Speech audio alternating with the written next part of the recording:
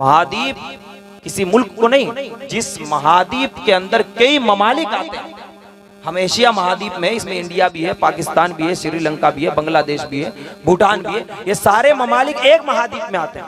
इस तरह 3 बड़े महाद्वीप पर इस्लाम काबिज हो चुका था, इस्लाम का परचम लहरा चुका था। कितने? सिर्फ 100 साल के अंदर। ये तालीम रसूल की बुनियाद पे था।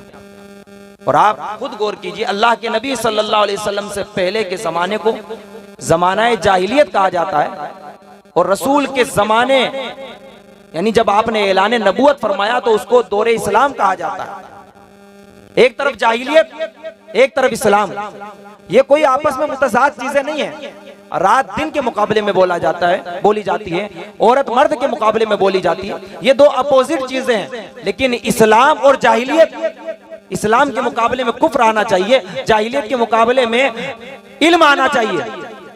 लेकिन पहले के दौर को जमाना जाहिलियत, बाद के दौर को जमाना इस्लाम। क्या मतलब? जहां इस्लाम होगा वहां जाहिलियत नहीं होगी, और जहां जाहिलियत होगी वहां इस्लाम नहीं हो सकता।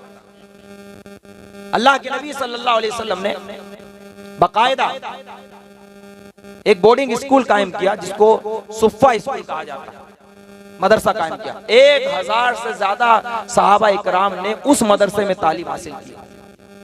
मैं अपनी बहनों से गुजारिश करूंगा जो पसे पर्दा हैं कि जरा महफिल रसूल का ख्याल रखें। हम एक बहुत ही बाबरकत महफिल का इस वक्त हिस्सा बने हुए हैं, और ये अल्लाह का बेपनाह एहसान है कि इस वक्त हम गालिबन या शायद कहिए कि घर में किसी से गुफ्तगू कर रहे होते, दोस्त अहबाब की महफिल में होते, टीवी देख रहे होते, या मोबाइल चला रहे होते, या दिगर मसरूफियात में होते हैं। लेकिन अल्लाह ने यह एहसान किया कि हमने अपनी इस भागती दौड़ती जिंदगी में कुछ हिस्सा अल्लाह और रसूल के जिक्र के लिए वक्त किया।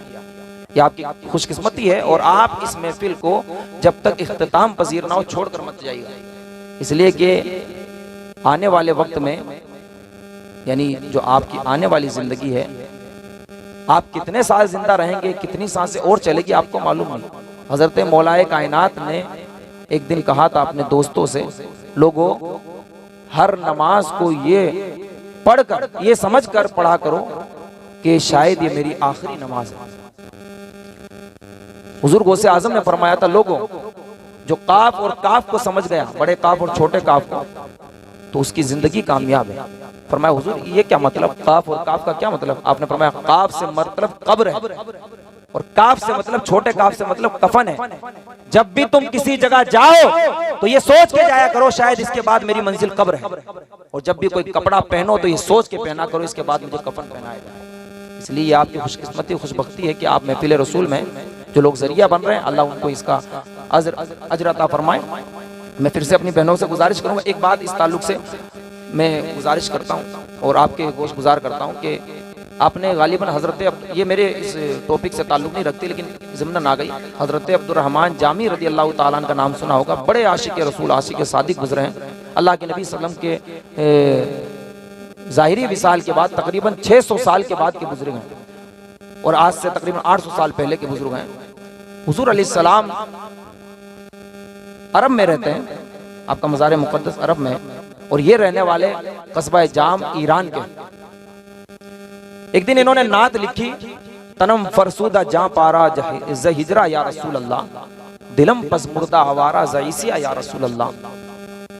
या अल्लाह के नबी, ए अल्लाह के नबी, दिलम फरसूदा, ए अल्लाह के नबी, मेरा दिल गंदा हो चुका है, मेरा दिल टूट चुका है हुजूर आपसे दूर रह रहकर। दिलम फरसूदा, तनम फरसूदा जा पारा ज़हिजरा या रसूलल्लाह, आपकी जुदाई में या रसूलल्लाह मेरा बदन टूटा जाता है, और या रसूल अल्लाह गुनाहों की वजह से मेरा दिल गंदा हो चुका है। ये नात लिखी और कहा जिसके लिए नात लिखी है उसी को जाकर सुनाओ। हुजूर के लिए नात लिखी है, हुजूर ही को सुनाऊंगा। इससे ये पता चला ना, दूर नजदीक के सुनने वाले वो कान, काने लाले करामत पे लाखों सलाम। चले ईरान से पैदल ताकि रोज़े रसूल पर जाकर इस नात को पढ़ सके। ईरान से चलते चलते जैसे ही शहर रसूल के करीब हुए, अल्लाह के नबी ने अपने गुलाम को ख्वाब में आकर कहा, ए गुलाम सुन, एक शख्स है, इस शक्ल का है, इस हुलिये का है, इस तरह की बनावट और साख्त का है, उसको शहर रसूल में यानी मेरे शहर में आने मत देना, उसे बाउंड्री पे रोक देना, उसे इहाते पर रोक देना। जैसे ही हजरत अल्लामा अब्दुर रहमान जामी इंटर होना चाहते थे, लोगों ने उन्हें रोक दिया, अंदर आने नहीं दिया। लेकिन कुछ दिनों के बाद एक काफिला जा रहा था अंदर, तो उसके साथ ये उनके बक्से में बंद हो गए और कहा कि मुझे लेकर चलो अंदर। वो काफिला लेकर जाने लगा, अल्लाह के नबी ने फिर इशारा किया, उन्हें फिर रोक दिया गया। तीसरी मर्तबा एक जानवर की खाल पहनकर ये अंदर इंटर होना चाह रहे थे, अल्लाह के नबी ने फिर इन्हें रुकवा दिया। जब इनको कैद कर दिया गया और बंद कर दिया गया सजा के तौर पर, तो इन्होंने अल्लाह के नबी को वहीं से पुकारा, नसीमा जानिबे बतहा गुजर कुन ज़ाहवालम मोहम्मद रा खबर कुन। ए मदीना की तरफ जाने वाली हवा, मेरे महबूब को मेरे हाल की खबर देना कि मुझे यहाँ कैद कर दिया गया है। अल्लाह के नबी ने उसी रात अपने उस गुलाम से कहा, अरे वो कोई फासिक नहीं है, वो आशिक है, वो कोई मुजरिम नहीं है, वो तो महबूब है, उसे छोड़ दो, आने दो मेरे शहर में। हजरत अल्लामा अब्दुर रहमान जामी हुजूर के रोज़े अक़दस पे हाजिर हुए और वो नात पढ़ने लगे, तनम फरसूदा जा पारा ज़हिजरा या रसूल अल्लाह, दिलम पस मुर्दा आवारा ज़ईसी या रसूल अल्लाह, चूसुए मन गुज़रारी, मने मिस्की जिनादारी, फिदाए नक्शे नालैनत कुनम जा या रसूल अल्लाह। अल्लाह के नबी की बारगाह में नात पढ़ने लगे। पढ़ते पढ़ते जब नात खत्म हुई, अब हुजूर से कहने लगे, या सैयदी आकाई मौलाई बसफर मिरम चे फरमाई या रसूल अल्लाह, या मेरे आका, मैं आपका गुलाम आपके शहर से वापस अपने शहर जाना चाहता हूँ, सफर करना चाहता हूँ, क्या आप इसकी इजाजत दे रहे हैं? अल्लाह के नबी के मजार से आवाज आई, बस सफर रफ्तनद मुबारकबाद, बस सलामत रवि वो बाज आवी। ए अब्दुर रहमान जामी, जाओ जाओ, तुम्हारा सफर मुबारक हो, सलामती से जाना, लेकिन फिर वापस आने का अहद व पैमान करो, वादा करो तो फिर मैं इजाजत देता हूँ। अल्लामा अब्दुर रहमान जामी कहते हैं, हाँ या रसूल अल्लाह, बहुत जल्द वापस आ जाऊंगा, बहुत जल्द आपकी बारगाह में हाजिरी दूंगा। अल्लामा अब्दुर रहमान जामी वापस पैदल चले जाते हैं। अभी एक महीना भी नहीं गुजरता है, अभी थकावट भी नहीं उतरती है, अल्लामा अब्दुर रहमान जामी वापस शहर रसूल का सफर करते हैं। आकर हुजूर की बारगाह में नात पढ़ते हैं और फिर इजाजत चाहते हैं, या सैयदी आकाई मौलाई बस सफर में रवम चे फरमाई, हुजूर आपका गुलाम वापस अपने शहर जाना चाहता है, आप इजाजत देते हैं? आका अलैहिस्सलाम ने कहा, बस सफर रफ्तनद मुबारकबाद, बस सलामत रवि बाज आवी। बार बार आते थे, जाते थे और इसी तरह इजाजत मांगते थे। लेकिन एक दिन अल्लाह के नबी की बारगाह में ये इजाजत तलब कर रहे थे, हुजूर के मजार से कुछ जुमले इनके कानों तक पहुंचे, ये जमीन पर घाकर गिर गए, बेहोश होकर गिर गए। जब इन्हें होश आया तो लोगों ने कहा, अल्लामा अब्दुर रहमान जामी, तुम्हें क्या हो गया? क्या गर्मी ज्यादा है? क्या तुम्हें ये बर्दाश्त माहौल यहाँ का बर्दाश्त ना हुआ? क्या क्लाइमेट आपको सूट ना हुआ? अल्लामा अब्दुर रहमान जामी कहते हैं, नहीं नहीं, ये वजह नहीं है। अब तगड़क में आता था, हुजूर से पूछता था, या रसूल अल्लाह, मैं अपने शहर जाना चाहता हूँ। आवाज आती थी, बस सफर तनद मुबारकबाद, बस सलामत रवि वो बाज आवी। हुजूर कहते थे, वापस आना, सलामती से जाना, लेकिन वापस आना। लेकिन आज मजार मुकद्दस से ये तो इजाजत मिल गई, बस सफर रफ्तनद मुबारकबाद, बस सलामत रवि वो सलामत रवि। हुजूर ने कहा, जाओ जाओ, तुम्हारा सफर मुबारक हो, सलामती से जाना, सलामती से जाना। आज वापस आने की इजाजत न दी, पता नहीं क्या वजह है, क्या गलती हो गई, क्या गुनाह हो गया, क्या लग्जिश हो गई, क्या खता हो गई कि आज अपने आशिक को इस माशूक ने मना कर दिया है, अपने शहर में आने की इजाजत न दी है। लोगों ने कहा, अब्दुर रहमान जामी, ऐसा लगता है अब तुम्हारी मौत का वक्त आ चुका है, अब तुम्हारी उम्र खत्म हो चुकी है, सांसों की डोरी टूटने वाली है। मुबारक हो तुम्हें अब्दुर रहमान जामी, अब तक तो तुम आकर ईरान से शहर रसूल देखते थे, रोज़ाए रसूल देखते थे, लेकिन तुम्हें मुबारक हो, अब कब्र में चले जाओगे तो चेहरा रसूल देखा। वाह सुभान अल्लाह, नारे तकबीर, नारे रिसालत, जश्ने रिदाए फातिमा। कब्र में लहराएंगे ता हश्र चश्मे नूर के, जलवा फरमा होगी जब तलअत रसूलुल्लाह की। आपके नबी की इनायतें आप पर हैं, उनकी निगाहे मोहब्बत आप पर है। तुम अपने दिल में मदीने की आरजू रखना, फिर उनका काम है जज्बे की आबरू रखना। अल्लाह के नबी ने जो तालीम का मामला है, जो एजुकेशन सिस्टम लागू किया था, मालूम है?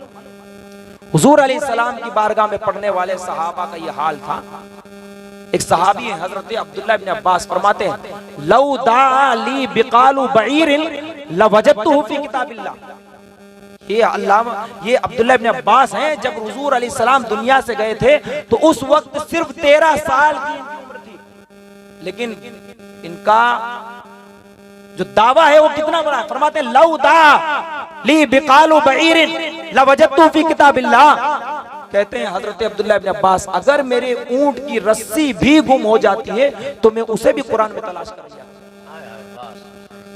इस कदर हुजूर ने तालीम दी होगी कि ऊंट की रस्सी को भी कुरान की आयतों में तलाश करते हैं।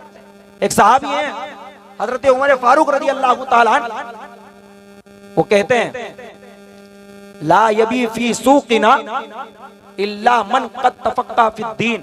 हमारे बाजार में कोई आदमी दुकान ना लगाए जब तक दीन का मुफ्ती ना बने। आप सोचिए, ये मैं किसी मदरसे में पढ़ाने के लिए इंटरव्यू के लिए नहीं बोल रहा हूं कि हमारे मदरसे में वो पढ़ाए जो मुफ्ती साहब हो, जिसके पास सनद। हमारे बाजार में वो आदमी दुकान लगाए। मायार देख रहे हैं कि अल्लाह के नबी के सहाबी कह रहे हैं बाजार में, और वो कोड़े मार मार के भगाते थे जो आलिम में होता था। कहते थे खुद भी हराम खाएगा, दूसरों को भी हराम खाएगा। एक सहाबी हजरत मुआज इब्न जबल, जवानी के अंदर अल्लाह के नबी इनको विदा करने के लिए, रुखसती देने के लिए जब इनको यमन का काजी बनाया गया था तो कहा गया था, ए मुआज, जब काजी से मुराद वो फार्म बांटने वाला काजी नहीं कि 500 रुपए दो और फार्म ले लो। काजी से मुराद जो शारे इस्लाम होता है, तो काजी इस्लाम होता है, जो चीफ जस्टिस का ओहदा रखता है, जो फैसले किया करता है कुरान और हदीस से। हजरत मुआज इब्न जबल से रसूलुल्लाह ने पूछा था, ए मुआज, तुम यमन जा तो रहे हो, जब कोई तुमसे कोई सवाल करेगा जवाब कहां से दोगे? कहने लगे या रसूलल्लाह कुरान से जवाब दूंगा। आका ने फरमाया कुरान में जवाब ना मिला तो? कहा या रसूलल्लाह आपकी सुन्नत यानी हदीस से जवाब दूंगा। मेरे आका ने फरमाया हदीस में भी जवाब ना मिला तो? अब जुमला सुनो, फरमाते या रसूलल्लाह फिर मैं अपनी राय से जवाब दूंगा। हुजूर फरमाते अल्हम्दुलिल्लाह अल्हम्दुलिल्लाहिल्लज़ी वफ़क़ा रसूलिल्लाहि लिमा युर्दी रसूलल्लाह। मेरे आका ने फरमाया अल्लाह तेरा शुक्र है, तूने मुझे ऐसे दोस्त अता किए, ऐसे सहाबी अता किए हैं जिसने एक जुमले में रसूलुल्लाह को खुश कर दिया। हुजूर ने उनके सीने पर हाथ मारा। मैं ये समझाना चाह रहा हूं सहाबी कितना बड़ा मुस्तहिद था जो रसूल के सामने कह रहा था या रसूलल्लाह कुरान में ना हुआ यानी मुझे ना मिला है, तो सब कुछ हदीस में ना हुआ यानी मुझे ना मिला, तो फिर मेरा दिमाग भी तो है, आपने तालीम भी तो ऐसी दी है जो ना मिला फिर भी मैं अपने जहन में तलाश करने का जवाब बता। ये तो हुई मर्दों की बात। ये प्रोग्राम चूंकि खवातीन के लिए रखा गया, बहुत लोग हैं जो ये कहते हैं खवातीन को तालीम की जरूरत। सुनो, ये इस्लामी नजरिए के खिलाफ है अगर तुम ये बात कहते हो। अल्लाह के नबी ने फरमाया बेटों को पढ़ाने में एक अजर है, बेटियों को पढ़ाने में दुगना सवाब है। हुजूर ने सही बुखारी कहती है बाकायदा खवातीन इस्लाम के लिए, सहाबियात के लिए बाकायदा आपने औकात यानी वक्त और अय्याम यानी दिन मुतय्यन कर रखे थे। फला वक्त में फला दिन तुम आना, मैं तुम्हें तालीम दूंगा। हुजूर उनके लिए बाकायदा क्लास लगाता और आका फरमाते थे जब मैं खुतबा दूं ईदगाह में तो जो औरतें नापाकी के आलम में हो, महीने से हो, वो हमारी ईदगाह में नमाज पढ़ने तो ना आए, कम से कम किसी गोशे में बैठकर बयान तो सुने। एक सहाबिया हजरत हिंदा रज़ी अल्लाह तआला अन्हा, वो कहती है कि मैंने हुजूर का इतना बयान सुना कि सूरह काफ 45 आयत पर मुश्तमिल है सूरह काफ, कि सिर्फ मैंने हुजूर की ज़बानी सुन सुन के इस सूरत को याद किया। एक और सहाबिया हैं हजरत उम्मे सलमा की शहजादी हैं, हुजूर अलैहिस्सलाम की सौतेली बेटी है, क्योंकि बाद में इनके शोहर के विसाल के बाद, शहादत के बाद, हजरत अबू सलमा की शहादत के बाद हुजूर ने इनसे निकाह किया था। तो गालिबन 4 बच्चे लेकर हुजूर की बारगाह में आई थी। उनमें से एक बेटी का नाम है हजरत ज़ैनब बिनते अबू सलमा। इतनी बड़ी फकीहा है वो, उनके बारे में तहज़ीब में कानत अफ़क़हु निसाई फी अहली ज़मानिना, कि अपने जमाने में उनसे बड़ी कोई फकीहा नहीं थी। एक औरत की बात कर रहा हूं मैं कि औरत अपने जमाने में इतनी बड़ी फकीहा थी। और सुनो, बहुत नाम सुना होगा आपने अम्मी आयशा का, और बहुत लोग एतराज करते हैं, अगर कोई और मौका होता तो मैं इंशाअल्लाह उस पर जवाब देता। लेकिन सुनो, अल्लाह के नबी सल्लल्लाहु अलैहि वसल्लम ने सिर्फ तालीम के लिए कि अगर मर्दों में अबू बकर तालीम को आम करेंगे, उमर आम करेंगे, उस्मान आम करेंगे, अली आम करेंगे, तो औरतों को तालीम कौन देगा? अल्लाह के नबी ने स्पेशल एक ऐसी खातून का इंतखाब किया जो जवां साल हो, जिसकी जवानी जो शुरुआत हो रही हो, जिसका जो उनफाने शबाब हो, वो रसूलुल्लाह के घर में गुजरे। आका ने हजरत आयशा को इतना इल्म दिया, खुद मेरे आका ने जाने से पहले इरशाद फरमाता, खुजू सुलुसई दीनकुम मिन हाजिल हुमैरा, ए लोगो मेरे दीन को अगर 3 टुकड़ों में तकसीम कर दिया जाए, उसमें से एक हिस्सा सिर्फ आयशा को मालूम है, उससे हासिल। सुभान अल्लाह।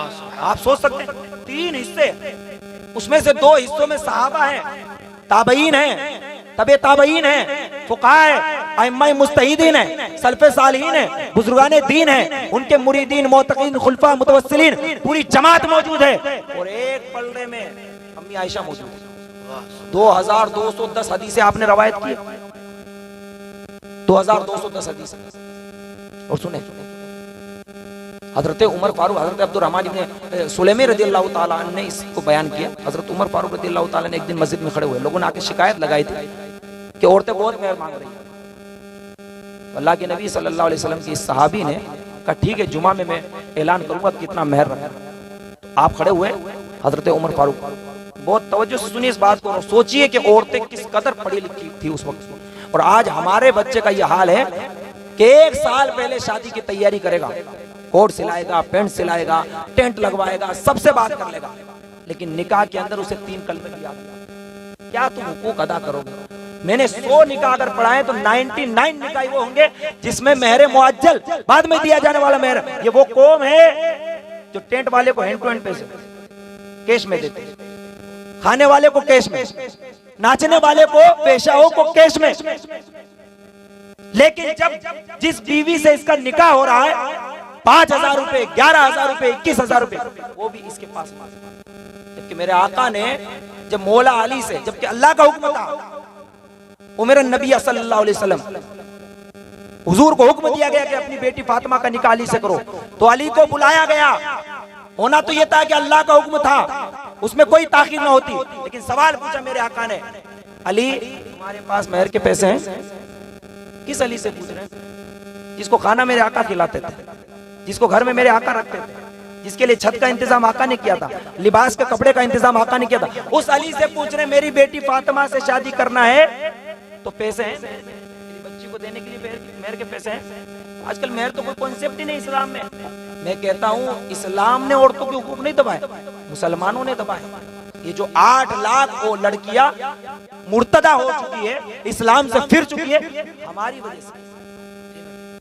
बच्ची होती है, जायदाद से बेदखल कौन करता है? मुसलमान भाई जमीनों पर कब्जा करके बैठे हैं, और वो बेचारी अपने ससुराल में गालियां सुन रही, मार खा रही है, और अगर गलती से उसको वापस कर दिया गया तो इस घर में उसकी कोई जगह नहीं है। अगर भाई ने रख भी लिया तो बीवी कहती है ये तेरी बहन कब जाएगी घर? अपनी बहन आ जाए, यानी मेरी साली आ जाए, तो कहती है मेरी बहन को मावा बाटी बड़ी पसंद, मेरी बहन को श्री पाए बड़े पसंद हैं। और जब मेरी बहन आएगी, यानी ननद आएगी, तो कहते हैं होटल से ले आओ, मेरा मन नहीं बना, दाल ले आओ, चावल ले आओ, बिरयानी ले आओ, 150 रुपए। 1 दिन, 2 दिन, 3 दिन हो गए तो यूं समझ लो सर पहाड़ टूट गया, कब जाएगी? यही काम करने के लिए, यानी उसका कोई हक ही नहीं। जबकि अल्लाह के नबी ने फरमाया किसी की बहन, किसी की बच्ची वापस घर पलट आए और वो उसके हुकूक अदा करे, उसको जगह दे दे, आका ने अपनी उंगलियों को इशारा किया, कहा जन्नत में मैं और वो इस तरह रहे। सुभान अल्लाह, सुभान अल्लाह। लेकिन ये तालीम तुमने ली, यानी जिससे शादी थी सबसे पहला हक उसका था कि उसको पैसा दिया जाता। सुनो, मूसा कलीमुल्लाह के पास कोई दौलत न थी, खुद बकरियां चलाया करते थे। जब हजरत शोएब वाली, ये कुरान में वाकया मौजूद, हजरत शोएब वाली सलाम की बच्चियों ने उनका तारुफ करवाया, इंट्रोडक्शन करवाया था कि ए मेरे वालिद गिरामी, ये बड़े ताकतवर इंसान है, बड़े अमानतदार हैं, बड़े हया के पेकर हैं। तो वालिद ने कहा ठीक है, मैं तुम में से यानी हजरत सफूरा की शादी इनसे कर देता हूँ। लेकिन कहा कि मूसा कलीमुल्लाह से, पैगंबर से पूछ रहे हैं, एक पैगंबर से पूछ रहा है, शोएब अलैहि सलाम पूछ रहे हैं, मूसा मैं अपनी बेटी की शादी तुमसे करना चाहता हूँ, तुम्हारे पास मेहर है? हजरत मूसा ने कहा मैं तो मुसाफिर आदमी हूं, मेरे पास मेहर कहां से होगा? आपने फरमाया ठीक है, मेहर नहीं है तो 8 साल तक मेरी बकरियां चराओ मेहर के। मैं भी खुद लड़कियों को पढ़ाता, मैं कहता हूं लड़कियों को, जब तुम्हारे कहीं रिश्ते हो और सामने वाला कहे कि हमें बुलेट चाहिए, तुम कहो कार दे देंगे, बोलो। कहे 300 आदमी, तुम कहो 600 आदमी लाओ। कहे फला जमात खाने में, फला मॉल में, फला हॉल में बुक करो, वहां खाना खिलाया जाएगा। आप कहो जहां को वहां कर देंगे, लेकिन लिखते रहो कि मेरा बाप का कितना खर्चा हुआ। और जब मेहर की बारी आए तो बोलो इतना मेहर मुझे देना होगा, फिर उसके बाद में इजाजत, ताकि उसका पता चले ना। इश्क जब एक तरफ से हो तो सजा देता है, इश्क जब दोनों तरफ से हो तो मजा देता है। ये रिश्ता है मोहब्बत, कुछ इस तरह निभाओ, कुछ तुम कदम बढ़ाओ, कुछ हम कदम बढ़ाओ। ऐसा तो हो ही नहीं सकता कि तुम लूटते जाओ और जब हमारी बारी आई तो मेहर माफ। तो मैं अर्ज कर रहा था, लोगों ने कहा उमर से उमर, औरतें बहुत मेहर मांग रही है, क्या करे? उमर ने कहा इसी हफ्ते में मामला फिट कर दूंगा इनको। खड़े हुए, इरशाद फरमाया ला तुगालू मुहूरिन निसा, और तो मेहरों में ज्यादा गुलू मत करो, ज्यादती मत करो। हजरत उमर ने इतना कहा, एक बूढ़ी औरत खड़ी हो गई, तकरीबन 80 साल के आसपास उनकी उम्र होगी, मस्जिद नबी में खड़ी हुई, दौर उमर इब्तिदाई दौर था, खड़ी हो गई और कहने लगी लैसा ज़ालिका लका या उमर, उमर ये तेरे लिए जायज नहीं कि तू ऐसा फैसला हमें सुना। हजरत उमर तजस्सुस में, क्यों? अब औरत का इल्म देखो, मैं कह रहा था औरतें कितनी ज़हीन होती थी। कहने लगी अल्लाह ने कुरान में कहा वइन आतैतुम इहदाहुन्ना किंतारा, कि औरतों को बढ़ा बढ़ा कर मेहर दो। तो उमर तुम कौन होते हो जो घटा घटाने की बात करो? कुरान तो हमें कह रहा बढ़ा बढ़ा कर दो और तुम कह रहे हो घटाओ। हम गुलू नहीं कर रहे हैं, कुरान पे अमल कर रहे हैं। हजरत उमर कहते अल्लाहुम्मा कुल्लु अहादिन अफक़हु मिन उमर, अल्लाह तेरा शुक्र है यहाँ तो हर आदमी उमर से पढ़ा लिखा जाता है। ये औरतों की तालीम थी। आज लोग कहते हैं इन मदरसों की क्या जरूरत है, ये मौलाना साहब अपना पेट भरने के लिए चंद बच्चियों को लेकर मदरसा चला रहे हैं, वो 20-25 बच्चे। सुनो, निजामुल मलिक का नाम सुना है? बादशाह वक्त है, अपने खर्चे पर इसने मदरसा बनवाया और चलवाया भी।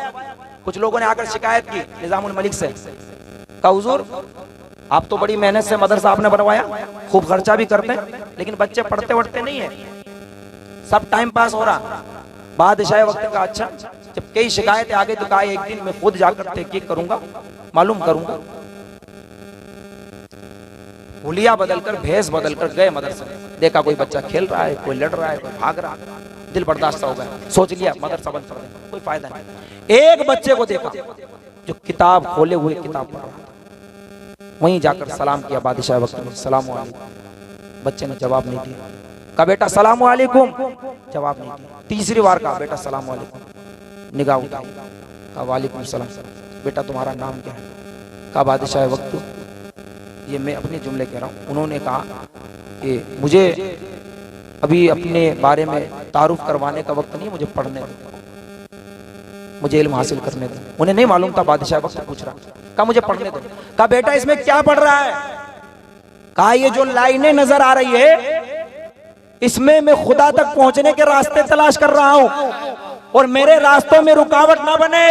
बादशाह वक्त ने कहा हाँ मैं रुकावट नहीं बनूंगा, लेकिन सुनो सिर्फ एक बच्चे के लिए मैं इस मदरसे को बाकी रखूंगा। जानते हो वो एक बच्चा कोई आम आलिम दीन नहीं था, वक्त का इमाम गजाली। अगर चंद बच्चे भी इस मदरसे में ये बच्चियां पढ़ रहे हैं तो ये सोचकर बंद मत कर देना, तुम्हारे लिए खुशकिस्मती है। अल्लाह के नबी की बारगाह में हजरत अनस बिन मालिक की रवायत है, दो भाई रहा करते थे, एक कमाने जाता था, एक हुजूर के पास बैठकर इल्म हासिल करता था। ये जो कमाने वाला था एक दिन आकर शिकायत करने लगा, या रसूल अल्लाह मेरा भाई कुछ करता रहता नहीं है, मैं कमाता हूँ, इसका पेट पालता हूँ, इसका खर्चा मैं उठाता हूँ। आका ने फरमाया लअल्लका तुरज़क़ु बि, तुझे मालूम नहीं तुझे भी अल्लाह इसके सदक़े में देता है। क्या समझता है कि तू इसका पेट पाल रहा? नहीं, ये तलबा ही की वजह से अल्लाह के नबी ने फरमाया, और उलमा की वजह से, तलबा की वजह से बरसात भी नाजिल होती है और मुसलमानों को कुफ्फारों पर फतेह भी हासिल होती है। सैयदना शफीना नबीना मौलाना मुहम्मद सल्लल्लाहु अलैहि वसल्लम। मैं अर्ज कर रहा था कि अगर एक बच्ची भी यहाँ से पढ़ती है, और आपको खुश होना चाहिए एक बच्ची ने नहीं, यहाँ तकरीबन 4 बच्चियों ने आलिमियत का कोर्स पूरा किया, 4 बच्चियों ने, और 4 ही बच्चियों ने जिन्होंने आलिमियत किया है उन्होंने क़िरात को भी मुकम्मल कर लिया। और इसके अलावा जो दीनिया से जुड़ी हुई हैं तकरीबन उनकी तादाद भी 6, यानी 10-12 बच्चियां कम से कम यहाँ से आज फरागत हासिल कर रही है। मैं इस तनाजुर में एक बात अर्ज करूँ, ये मेरे आंखों देखी बात है, मैं कोई बनी इसराइल का किस्सा नहीं सुना रहा हूँ। मैं जिस शहर में रहता हूँ वो पत्थरों की नगरी है, एक पत्थर का मुकद्दर भी समझ सकता है, शर्त ये कि सलीके से तराशा जाए। पत्थरों की नगरी है। आज से अगर 20-25 साल पहले हम जाएं तो हाल ये था कि उस शहर के अंदर हमें फातिया के लिए भी 1-2 किलोमीटर सफर करना पड़ता था, कोई फातिया देने वाला नहीं। उसी शहर में एक काफिला आया दावत इस्लामी का, एक आम शख्स था जो उस दावत इस्लामी के काफिले से जुड़ गया, नाम उसका रफीक है। जब दावत इस्लामी से जुड़ा तो पैंट शर्ट छोड़कर उसने कुर्ता पजामा पहन लिया, कुछ दिनों के बाद दाढ़ी भी रख ली, मिसवाक भी उसने मुअल्लक कर लिया। अब उसका रिश्ता यानी मंगनी हो चुकी थी, सगाई हो चुकी थी। जब उस औरत को पता चला कि रफीक ने यानी मेरे मंगेतर ने दाढ़ी रख ली है तो उसने पैगाम भिजवाया, कहा कि उसे जाकर कह दो या तो रिश्ता रख ले या दाढ़ी रख ले, या तो रिश्ता रख ले या दाढ़ी रख ले। वो भी दावत इस्लामी से तरबियत याफ्ता, उसने कहा कि गर्दन कट जाएगी लेकिन दाढ़ी नहीं कटेगी। अगर मेरी बहनें सुन रहे तो सुन लो, अगर तुम्हें दाढ़ी पसंद नहीं है तो तुमने उस नबी का कलमा क्यों पढ़ा जो दाढ़ी वाला? और तुम कहते हो ना हमारा जिस्म हमारी मर्जी है, मुझे तो ये लगता है कि आने वाले वक्त में ये मत कह देना कि कब्र में भी नंगे ही दफन कर दो, वहां भी 5 कपड़ों की क्या जरूरत। हमारा जिस्म हमारी मर्जी, सिर्फ जिंदगी में मर्जी, मौत के बाद भी तो चलाओ कि वहां तो तुम्हारी हेकड़ी निकल जाती है। सुनो, उस औरत ने कहा दाढ़ी कटाओ तो रिश्ता रहेगा, उसने कहा नहीं कटेगी। रिश्ता टूट गया, लेकिन अल्लाह जब एक रास्ता बंद करता तो 10 खोल भी देता। अब लोग लान तान करने लगे, बातें करने लगे, देखो अच्छे घराने से रिश्ता हुआ था इसने छोड़ दिया, ये वो। लेकिन कुछ दिनों के बाद बॉम्बे से एक आलिमा का रिश्ता आया। अब जब ये रिश्ते में मुंसलिक हुए, निकाह हो गया, वो मकराना आई आलिमा। अगर आपको यकीन ना हो मेरी बात पर तो एक बार अजमेर शरीफ जब आप जाए तो वहां से 90 किलोमीटर की दूरी पर हमारा शहर है, जाकर आप सर्वे कर लेना, तजजिया कर लेना। कुछ साल पहले एक आलिमा हमारे शहर में आई थी, कोई दूसरी आलिमा मौजूद ना थी। अब पूरे शहर में तकरीबन 200-300 आलिमा मौजूद। सुभान अल्लाह। अभी 40 आलिमा, अभी 3-4 दिन पहले मेरी खुद बहन की फजीलत की दस्तार हुई, रिदापोशी हुई अभी 3-4 दिन पहले के बाद। यानी 3-4 तो दारुलूम है औरतों के, खवातीन के। ये जो बच्चियां आपके इस शहर से निकलेगी, आपकी इस बस्ती से निकलेगी, न जाने कहां कहां तक दीन पहुंचाएगी। और मैं वो दौर गया जब हम लोग कहते थे कि अगर तुम इल्म हासिल ना करोगे तो तुम्हारी इज्जत मिट्टी में मिल जाएगी, तुम जलीलो खार हो जाओगे। हम ये शेर पढ़ते थे उस तनाजुर में कि वो जमाने में मुअज़्ज़ज़ थे मुसलमान होकर, आज हम खार हुए तारीक कुरान होकर। लेकिन मैं कहता हूँ अब सुनो, अब सिर्फ इज्जत मिट्टी में नहीं मिलेगी। वो दौर वो था जब हम ये कह रहे थे कि तुम्हारी इज्जत का सवाल है, तालीम हासिल करो। अब मैं तुमसे कहता हूँ तुम्हारी जिंदगी का सवाल है, अगर तुमने तालीम हासिल न की तो तुम कुचल दिए जाओगे, मार दिए जाओगे, तुम्हारे टुकड़े टुकड़े कर दिए जाएंगे। जिसके पास तालीम है उसी की पहुंच है, और उसी की पूछ भी उसी को पूछा जाता है। जो हुनरमंद नहीं है, अमीनुल कादरी ने एक जगह कहा था मंसूर में, कहा मक्खियां 2 तरह की होती है, एक जो गोबर पे बैठने वाली, गंदगी पर बैठने वाली है, वो मक्खी बजाहिर किसी काम की नहीं है, लेकिन उसको केमिकल छिड़क कर मार दिया जाता है इसलिए कि वो काम की नहीं है। लेकिन जो दूसरी मक्खी है, मधुमक्खी, शहद की मक्खी, वो काटती है लेकिन काम भी देती है, शहद भी देती है, उसे मारा नहीं जाता, उसके छत्ते लगाए जाते हैं। अगरचे आप मुसलमान हैं, जैसे अबुल कलाम को, जैसे असदुद्दीन अवैसी को आज सर पे बिठाया जाता है। तालीम अगर आपके पास होती, मैं अर्ज कर रहा था, आप सिर्फ मदरसों तक मुंसलिक ना रहे, मदरसों तक हमारे बच्चे। और मुझे तो हैरत होती है, पता नहीं किसने हमारे स्टेज तक ये बात पहुंचा दी कि इल्म की 2 किस्में, एक दुनियावी इल्म, एक दीनी इल्म, जबकि ऐसा कोई नहीं, कुछ भी नहीं। जितने इल्म है सब दीनी इल्म है। मेरे बाप हजरत आदम अलैहिस्सलाम को 7 लाख ज़बानें याद थी, तो सिर्फ उसमें उर्दू आती, सिर्फ अरबी आती, सिर्फ फारसी आती। अगर आप ये मान रहे उलमा बिलखुसूस कि ये इल्म जो साइंस का इल्म है, जो ज्योग्राफिया का इल्म है, जो हिस्ट्री का इल्म है, वो हमारा इल्म नहीं, तो क्या हमारी तालीम और शरीयत सिर्फ नमाज, रोजे, हज और ज़कात तक महदूद नहीं हो जाएगी? जबकि हम ये कह रहे हैं कि कुरान में सब कुछ है, जो हुआ, जो हो रहा है, जो होगा। तो फिर क्या ये अकीदा नहीं है कि जो कुछ हो रहा है दुनिया में वो तालीम इस कुरान में मौजूद है? और जब इस वक्त बिग बाजार और सुपरमार्केट का दौर है, तो हम क्यों अपने मदरसों में कंप्यूटर का, अंग्रेजी तालीम का, इंग्लिश मीडियम का इंतजाम नहीं करते? सुनो, इस वक्त सिर्फ 10% मुसलमान मदरसों से, खानकाहों से, मकतबों से, मस्जिदों से जुड़े हुए हैं। 90% किसी और के पास जाकर तालीम हासिल करते हैं। क्यों? क्योंकि आपकी दुकान में वो माल ही नहीं है, आपके पास वो माल नहीं है, मजबूरन उन्हें वहां जाना पड़ रहा है। और इसी वजह से इर्तिदाद का जो फितना फैल रहा है। इसलिए मैं गुजारिश कर रहा हूं कि आप अपने मदरसों में इंग्लिश तालीम को भी रखिए, कंप्यूटर को भी रखिए। अल्लाह के नबी का एक जुमला सुनो, हुजूर इरशाद फरमाते अपने सहाबा के दरमियान आपने फरमाया था, मेरे सहाबा अपनी बच्चियों को कुरान की तालीम भी दो, उन्होंने चरखा काटना भी सिखाओ। ये उस दौर का हुनर था, चरखा काटना यानी वो रस्सियां बनाना। आज के दौर में मैं कहता हूँ कुरान की तालीम भी दो और साथ में उन्हें सिलाई भी सिखाओ, कढ़ाई भी सिखाओ, मेहंदी लगाना भी सिखाओ। दूसरी चीजें जो कर सकती है वो अपने घर में रहकर अपना रोजगार चला सकती है, रोजी रोटी चला सकती है। ये सारी चीजें बच्चों को सिखाया जाए। और हमारा बच्चा इस लायक होना चाहिए कि सुबह में अगर वो किसी कचहरी में, किसी अदालत में वो वकालत करता हो, तो शाम को आकर किसी मस्जिद में वो इमामत भी कर सकता है। और मैं इन जुमलों पे अपनी तकरीर को खत्म कर दूंगा। हमारा पैगंबर जितना बड़ा साइंसदान कोई दुनिया में नहीं हुआ। और मैं सिर्फ ये अकीदत की बोली नहीं बोल रहा हूँ। सुनो, अल्लाह के नबी सल्लल्लाहु अलैहि वसल्लम ने एक दिन इरशाद फरमाया था, इल्तमिसुर रिज़्क़ा फी ख़बाइल अर्द, ए लोगो जमीन के नीचे से रिस्क निकालो, अपने जमीनों से दफीने और खजाने निकालो। अरे ये बात याकूब कहते, अय्यूब कहते, यूनुस कहते, याह्या कहते, ज़करिया कहते तो बात समझ में आती, इसलिए कि वो नहरों की जमीन थी, वहां से सब्ज़े निकल सकते थे, फल निकल सकते थे, फूल निकल सकते थे। मगर ये बात उस पैगंबर ने कही थी जिसकी जमीन को कुरान ने विवाद गैरी ज़रीन कहा था, बेआब क्या जंगल कहा था।